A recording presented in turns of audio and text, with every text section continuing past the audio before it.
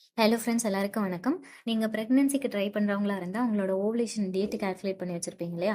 ஒரு சிலர் calendar method use பண்ணுவீங்க, ஒரு சிலர் வந்து ஓவலேஷன் கிட் வச்சு டெஸ்ட் பண்ணி பார்ப்பீங்க.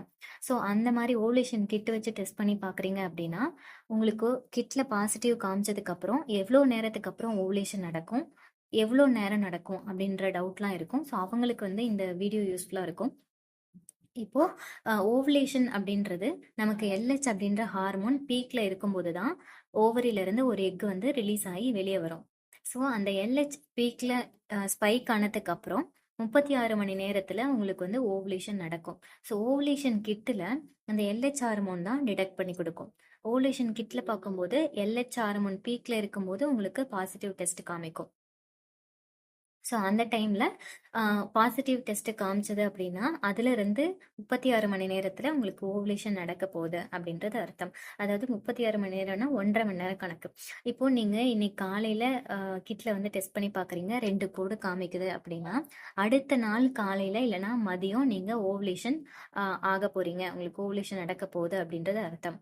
அதே போல் ஓவலேஷன் முடிஞ்சதுக்கு அப்புறம், அதாவது ஓவலேஷன் நடந்துருச்சு, 1.5 நாளில் உங்களுக்கு ஓவலேஷன் நடந்துருச்சு.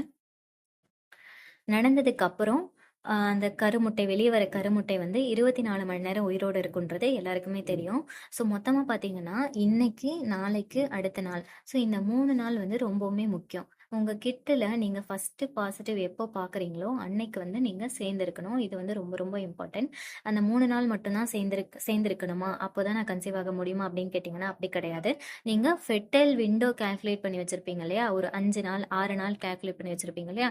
ஸோ அந்த 5 நாளில் எப்போ வேணால் நீங்கள் சேர்ந்துருக்கலாம். அதாவது ஓவலேஷன் நடக்கிறதுக்கு 4 நாள் முன்னாடி இருந்தே, 4 நாள் 5 நாள் முன்னாடி இருந்தே நீங்கள் சேர்ந்துருக்கலாம். ஏன்னா ஸ்பெர்ம் வந்து 5 நாள் வரைக்கும் கர்ப்பப்பையில் உயிரோடு இருக்கும். ஸோ 5 நாள் முன்னாடி இருந்தே நீங்கள் சேர்ந்துருக்கலாம். ஆனால் ரொம்ப ரொம்ப முக்கியம் என்னன்னு பார்த்தீங்கன்னா, இந்த கிட்டில் நீங்கள் கிட்டில் வச்சு டெஸ்ட் பண்ணுறீங்க, ஓவலேஷன் கிட் யூஸ் பண்ணுறீங்க அப்படின்னா அதில் 2 கோடு காமிச்ச நாள்ல இருந்தே நீங்கள் சேர்ந்துருக்கணும். ஏன்னா அடுத்த 1.5 நாள்ல நீங்க ஓவலேட் ஆக போறீங்க. அதுக்கடுத்து 1 நாளும் நமக்கு டைம் இருக்கு. இந்த 3 நாளும் சேர்ந்து இருக்கும்போது நீங்க கன்சீவ் ஆகுறதுக்கான சான்சஸ் வந்து அதிகமா இருக்கு.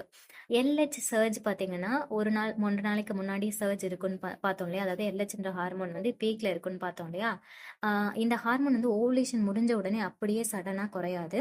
அதனால நமக்கு என்ன ஆகும்னு பார்த்தீங்கன்னா, உங்களுக்கு ஓவலேஷன் கிட்ல வந்து 2, 3 நாள் கூட பாசிட்டிவ் வரதுக்கான சான்சஸ் இருக்கு. 2, 3 நாள் பாசிட்டிவ் காமிக்கும். ஸோ நான் எப்போ சேர்ந்திருக்கணும், இந்த 3 நாள் பாசிட்டிவ் காமிக்குது, நான் எப்போ சேர்ந்திருக்கணும் அப்படின்னு கேட்டிங்கன்னா, நீங்கள் ஃபஸ்ட்டு டைம் பாசிட்டிவ் எப்போ நீங்கள் பார்க்குறீங்களோ அன்னைக்கு வந்து சேர்ந்திருக்கிறது ரொம்ப ரொம்ப முக்கியம். அதுக்கடுத்த 3 நாளும் ரொம்ப முக்கியமான நாட்கள். நீங்கள் கன்சீவ் ஆக ட்ரை பண்ணுறீங்க அப்படின்னா இந்த 3 நாள் வந்து நீங்கள் சேர்ந்திருக்கிறது ரொம்ப அவசியம்.